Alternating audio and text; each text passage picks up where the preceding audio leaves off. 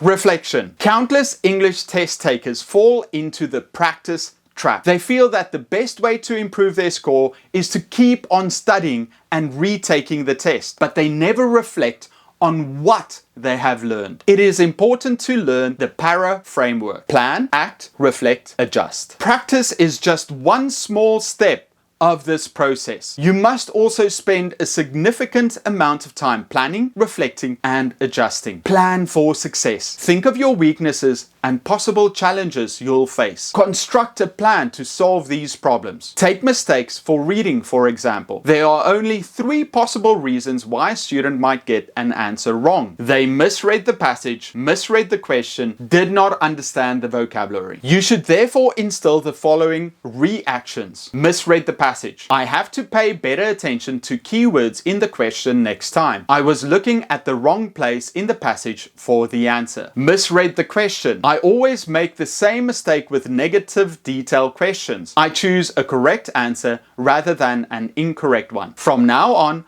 I will pay special attention to each question and keep a sharp eye out for the words not or except. Did not understand the vocabulary. I didn't understand the word acquire. I'm going to look up some examples with the word and then practice writing a few sentences of my own. If I have a teacher, I will ask her to correct my grammatical mistakes. That is a tough habit to learn because it takes time and focus, 2 of our most precious resources. Preparing for an English test is a bit different than for communication, but that doesn't mean that it has to be hard. Focus on what's important. Ignore what's not. Learn all the possible questions and their variations. That way, you don't have to waste time reading or rereading questions. Once you have done enough examples and know exactly what the question requires, get started right away. Look for keywords and create a list of vocabulary you can use in your answers. Once you sit down for the test,